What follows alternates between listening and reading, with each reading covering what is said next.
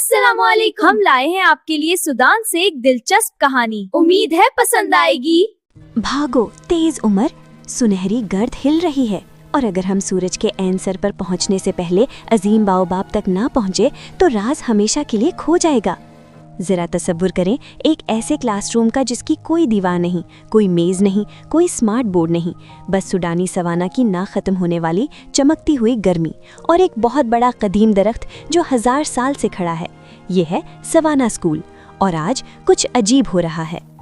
आमना और उमर सिर्फ खेल के लिए नहीं दौड़ रहे थे, वो अपनी जान के लिए दौड़ रहे थे, यानी अपनी तालीमी जिंदगी के लिए। आप देखें, उनके गांव में इल्म सोने से ज़्यादा कीमती है।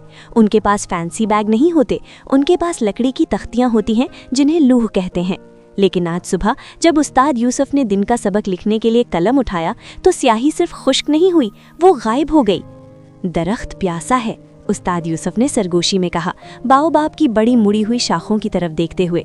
लेकिन पानी का नहीं, वो उन दिलों का प्यासा है जो सच में अपने सीखे हुए की कदर करते हैं। अचानक नीली जिगमगाती तितलियों का एक घौल जो सवाना में सबसे नायाब थी, दरख्त के तने के गिर्द चक्कर लगाने लगा और जड़ों के पास मौजूद गहरे तारीक खोखले तने की तरफ रास्ता दिखाने लगा।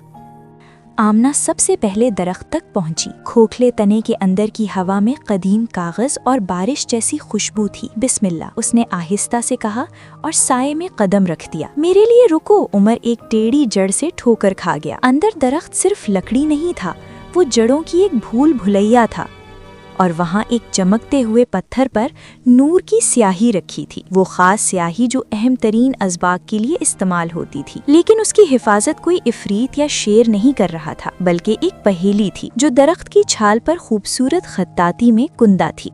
मेरे पास जबान नहीं मगर मैं दुनिया से बात करता हूँ। मेरे पाँव नहीं मगर मैं ज़मानों में सफ़र करता हूँ। मैं पहाड़ से ज़्यादा भारी हूँ मगर एक बच्चा मुझे उठा सकता है। मैं क्या हूँ? जमीन हिलने लगी। नीली तितलियां बुझती हुई शम्मों की तरह टिमटिमाने लगी। अगर उन्होंने जवाब ना दिया तो खोखला दर बंद हो जाएगा और गांव अपनी दानाई खो देगा। पहाड़, उमर घबरा गया। क्या वो ऊंट है? ऊंट चीजें उठाता है? नहीं, आमना ने सरगोशी की। उसकी आंखें फैल गईं।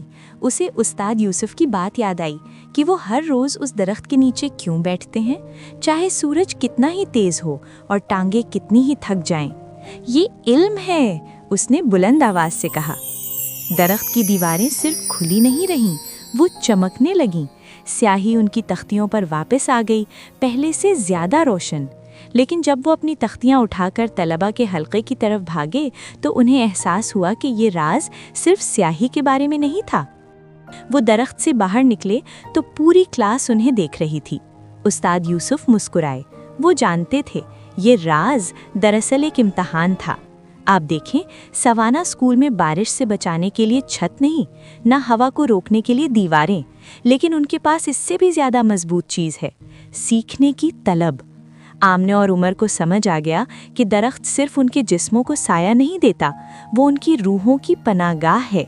हर हर्फ जो वो अपनी लकड़ी की तख्तियों पर लिखते हैं, सुनहरी रास्ते पर एक कदम है। तो अगली बार जब आप किताब खोलें या अपनी क्लास में बैठें, अजीम बाओबाब के नीचे बैठे आमिना और उमर को याद कीजिए।